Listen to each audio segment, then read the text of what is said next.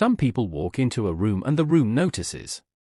The air shifts, the conversations pause and eyes move. And some people walk into a room and the room looks straight through them. Like they are not there. Like they could not possibly matter. This is a story about a kind of person. And what happens when the room finds out it was wrong? Her father was buried on a Thursday. She was not told until Saturday. Not by the family, not by the organization, and not even by a single person in Seoul who had known Kwon Jae-sung for 30 years and eaten at his table and built their lives inside the empire he constructed with his own hands. She found out the way people find out things they were never supposed to know. A message, forwarded by accident. From a number she didn't recognize. 4 words in Korean and a date. Kwon Jae-sung passed away. Akosua read it sitting on the edge of her bed in Accra at 6 in the morning. The sun was just beginning to come through the curtains. Outside, the neighborhood was already waking up. Somewhere down the street someone was frying plantain. She sat very still for a long time. Then she called her grandmother. She didn't say much. She didn't need to. Nana Adwoa had known this call would come eventually. Not because she had expected Jae-sung to die, but because she had always known that the part of her granddaughter's life that existed in a city across the world would one day demand to be faced directly. "When do we leave?" Nana asked. "Not should we go, not are you sure, just when." That was the kind of woman her grandmother was. They landed in Seoul on a Tuesday morning. 2 women. 2 carry-on bags. A folder of documents that Akosua's father had sent her 18 months ago with a letter that said simply, "Keep these safe. You will know when you need them. I'm sorry it took me so long to do this right." She had read that letter many times. She had never fully understood it until now. She was 27 years old. She had never been to Seoul. She had never met her father's family. She had never seen the building her father built. But she knew its address. He had made sure of that. He had made sure of several things. The people waiting inside that building did not know any of this. And that specific and deliberate unknowing, was the last gift Kwon Jae-sung ever gave his daughter. The Kwon Group headquarters occupied floors 22 through 41 of a glass tower in Gangnam. It looked exactly like what it was on the surface, a legitimate holdings company managing real estate, logistics, and private investment. 3 floors of that building told a different story, but those floors had different locks and different rules, and the people who worked on them were paid specifically to ensure the 2 versions of the company never visibly touched. Kwon Jae-sung had been careful that way. His brother Changsa had never understood that carefulness. He mistook it for timidity. He had spent 30 years watching Jae-sung build with patience and restraint and thinking privately that if it were him at the front, things would move faster. Now it was him at the front. Jae-sung had been gone for 11 days. Changsa had moved into the corner office on the 38th floor 9 days ago. He had told the senior staff that the transition would be seamless. He had used that word specifically. Seamless. Like something that had always been waiting to happen had simply and finally arrived. He had not yet spoken to any lawyers about the estate. He had not felt the need to rush. Akosua and Nana Adwoa arrived at the building at 10:15 on a Tuesday morning. Akosua wore a simple black dress. Her hair was natural, pulled back. She carried her leather folder. She wore her father's watch, the one her mother said he had left behind the last time he visited Accra years ago, and which had lived in a drawer ever since. It was a little large for her wrist. She wore it anyway. Nana Adwoa wore her good dress. Dark green with gold thread at the collar. Her church shoes. She had insisted on the church shoes specifically. If we are walking into that place, we are walking incorrectly. They walked incorrectly. The lobby was marble and glass and cold in the way expensive buildings are cold, not from the temperature but from the deliberate absence of warmth. A security desk. 2 receptionists behind a long counter. A wall with the Kwon Group logo in brushed silver. Akosua approached the desk. "Good morning," in English. I have a meeting on the 38th floor. The receptionist, young, polished and efficient, looked at her screen. Then she looked up. Her eyes moved from Akosua to Nana Adwoa and back. Your name? Akosua Kwon. A pause. Very brief. But there. I don't see an appointment. I didn't make one. Please let Mr. Kwon Changsa know that Jisung's daughter is here. The receptionist looked at her for a moment longer than was necessary. Then she picked up her phone. They were made to wait 40 minutes. Not in a meeting room, not even in a proper waiting area. In a row of seats near the elevator bank, the seats meant for delivery personnel and contractors. Nana Adwoa sat with her handbag on her lap and watched the lobby with calm, interested eyes, the way she watched everything, as if the world were a film she had seen before but still found worth paying attention to. Akosua sat beside her and said nothing. She had told herself before they came that she would say very little until the right moment. She was keeping that promise to herself. At 11:03, a man came down from the 38th floor. Not Changsu, a deputy, mid-level.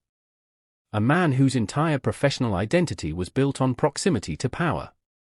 His name was Yo Sung-min, and he walked toward them with an expression that was technically polite and actually contemptuous. He looked at them the way people look at something that has appeared in the wrong place. You said you were here about the Kwon estate. His English was deliberate. Yes, Akosua answered. In what capacity? As his daughter. Sang-min smiled. It was the smile of a man who has already decided what the truth is and finds the alternative mildly entertaining. Mr. Kwon Jae-sung had no children, he said, simply. Like a fact. Like the kind of thing you say about the weather. He had one, and that one was me. Behind her she heard 2 staff members near the reception desk exchange words in Korean.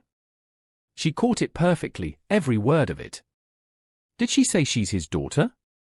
Look at her. Does she look like his daughter to you? A laugh that might have been a laugh. Nana Adwoa's hand found Akosua's arm.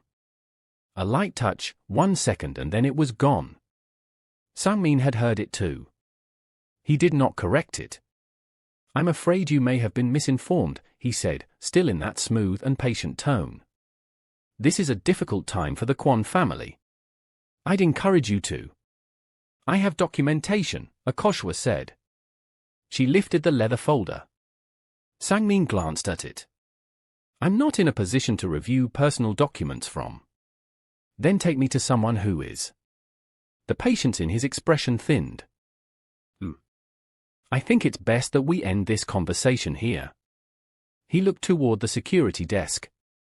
A single look. The kind that passes instructions without words. 2 security guards appeared from a side door. They were not rough. They were worse than rough. They were dismissive. The way you handle something that is not worth the energy of anger. One guard gestured toward the exit. The other stood slightly too close, creating pressure without contact. Akosua stood up slowly. She buttoned her jacket. She reached down and helped her grandmother to her feet with a steady hand. She did not argue. She did not raise her voice. She walked toward the exit at her own pace, her grandmother beside her, through the marble lobby, past the brushed silver logo, past the receptionists who were now finding reasons to look at their screens, past the staff near the elevator who had laughed. At the revolving door she paused. She did not turn around. She spoke clearly, in Korean, for the first and only time since she had entered the building. Tell Mr. Kwon Changsa that his brother's lawyers arrive at noon. Then she walked out. Outside, the Seoul morning was bright and cold.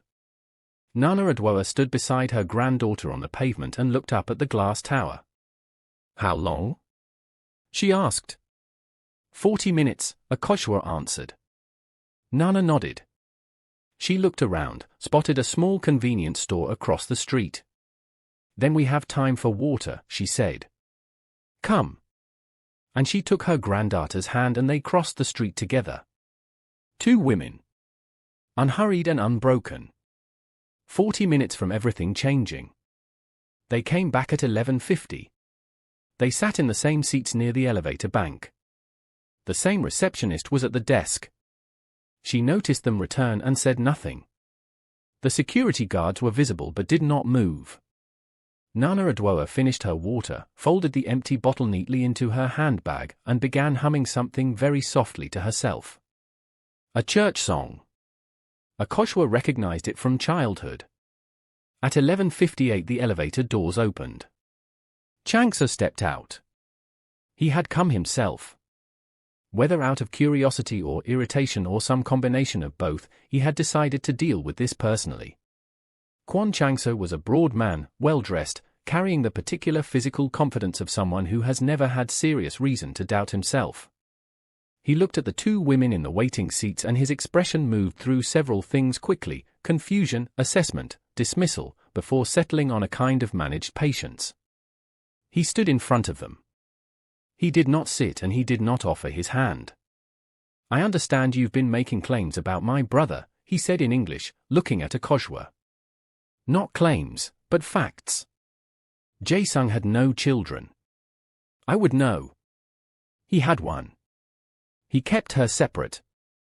You can ask yourself why, if you'd like, but the documentation doesn't require your belief to be valid." Changsu's jaw tightened.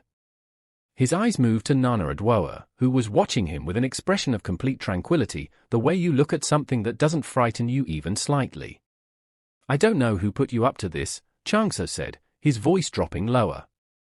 "But I want to be very clear with you. This family, this company, and everything connected to it is not something you want to involve yourself in. Do you understand what I'm saying to you?" He let that sit for a moment. Then he looked at Nana Adwoa directly, a long and designed look to be felt. "Take your grandmother home, while I'm still asking nicely." Nana Adwoa looked back at him. She smiled. Not warmly, not unkindly, but the smile of a woman who has lived long enough to find a certain kind of a man more amusing than threatening. She said something in Chi. Just to Akosua. Akosua's expression didn't change, but something behind her eyes did. "What did she say?" Changsu asked. "She said that you have your brother's chin. And none of his wisdom." The lobby went very still. Changsa stared at her. Then he looked at the security desk and nodded. They were walked out a second time. More firmly now. Less patience in it. This time people stopped pretending not to watch. A woman near the elevator had her phone out. Someone by the reception desk whispered to someone else. Akosua walked through all of it the same way she had walked through the first time. Straight back. Steady hands. Her father's watch on her wrist. At the door she didn't pause. She didn't look back. She already knew what was coming. Her father had made sure of that. At exactly 12:05, 3 black vehicles pulled up outside the Kwon Group building. From the first car came attorney Kim Junho, senior partner of Kim & Associates, who had been Kwon Ji-sung's private legal counsel for 19 years. From the second car came 2 junior attorneys carrying sealed document cases. From the third came a notary and a representative from the Korean Financial Services Commission. They assembled on the pavement. Kim Junho looked at Akosua. He bowed. Deeply and formally. The bow of someone acknowledging not just a person but a position. "Miss Kwon, I'm sorry for your loss. Your father spoke of you often." Akosua nodded. "They've been difficult," she said. "I expected that, your father expected that too." He adjusted the document case under his arm. "Shall we go up?" "Yes," she answered. Nana Adwoa fell into step beside her granddaughter. And the group walked back into the building together. The receptionist saw them coming through the glass. She reached for her phone immediately. Whatever she said into it, the response took less than 10 seconds. By the time the group reached the desk, she was standing. "Sir, I'll need to announce." "You may," Kim said pleasantly, without slowing down. They kept walking. Straight to the elevator. Straight up. Changsu was behind his brother's desk when they came through the door. His desk now. That was what he had told himself 11 days ago and every day since. He stood when he saw Kim Junho. He knew that face. He had seen it at his brother's side for 2 decades. He looked at the document cases. He looked at the notary. He looked at the government representative. Something moved through his face that he could not entirely control. Then he looked at Akosua standing in the doorway of his brother's office in her black dress and her father's watch, and he understood, not everything, not yet, but enough to feel the first cold edge of what was coming. Changsu Sai, Kim Junho settling his case on the table. We need to discuss the estate. I was told the estate review wasn't scheduled until. It's been moved up, at Miss Kwon's request. Miss Kwon, Changsu repeated. The words moved strangely in his mouth. Kwon Akosua, Jisung's daughter. Sole beneficiary of the Kwon estate, per the trust instrument executed 14 months ago. He opened the document case. He began placing papers on the desk with the calm efficiency of someone who has been waiting to do this for some time. Everything, the holdings company. The property assets. The private investment portfolio. The other interests. He paused just slightly on those last 2 words. The other interests. Everyone in the room understood what that meant. Everything was placed in trust for Akosua 14 months ago. Your brother spent the last year of his life making sure this was airtight. Changsa had not moved. He had no will when we were children. He always said. He changed his mind, about 14 months ago. I imagine you can think of what might have caused that. Changsa looked at Akosua. She had her father's eyes. He could see it now, standing this close, in this light. He didn't know how he hadn't seen it the moment she walked in downstairs. Except that he had looked at her and decided what she was before he had truly looked at her at all. He started. His daughter, yes. The room was very quiet. Outside the window Seoul spread out in every direction. The city her father had moved through for 30 years. The city that had not known she existed. Until today. Akosua did not make a speech. She did not list what had been done to her downstairs. She did not describe what it felt like to be laughed at in a lobby by people who worked for her father. She did not name the security guards or Sangmin or the people by the elevator. She simply told Changsa that Kim and associates would be in touch within the week regarding the transition of all assets and operations. That she expected full cooperation from all staff. That her father's wishes, as documented, would be honored in every particular. She told him he could remain in whatever capacity was appropriate, to be determined. She said this without cruelty. Without satisfaction. With the same steady calm she had carried into the building twice that morning. Then she looked at her grandmother. Nana Adwoa, who was already standing. They walked out together. In the elevator, the doors closed and it was just the 2 of them, going down through all those floors of her father's life. Nana Adwoa reached over and straightened the watch on Akosua's wrist. It had shifted slightly. She adjusted it with careful fingers until it sat right. Then she said something in Chi. Akosua leaned her head briefly against her grandmother's shoulder. 1 second. Maybe 2. Then she straightened. The elevator reached the lobby. The doors opened. They walked out through the marble and glass and cold, past the receptionists and the security desk and the brushed silver logo, and out through the revolving doors into the Seoul afternoon. Neither of them looked back. There is a kind of man who looks at a room and immediately knows where the power sits. And there is a kind of man who looks at a room and only sees what he expected to see. Kwon Changsa had spent 30 years watching his brother. And he had never once learned the most important thing his brother knew. That power does not announce itself. It does not dress to impress you. It does not explain itself to people who haven't earned the explanation. It simply waits. Prepared. Patient.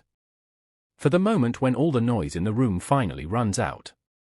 Kwon Jae-sung built something real. He built it carefully. And when it was time to decide who would carry it forward, He chose the person who had his eyes. And her grandmother's spine. And the quiet, that particular, unshakable quiet. Of someone who already knows how the story ends.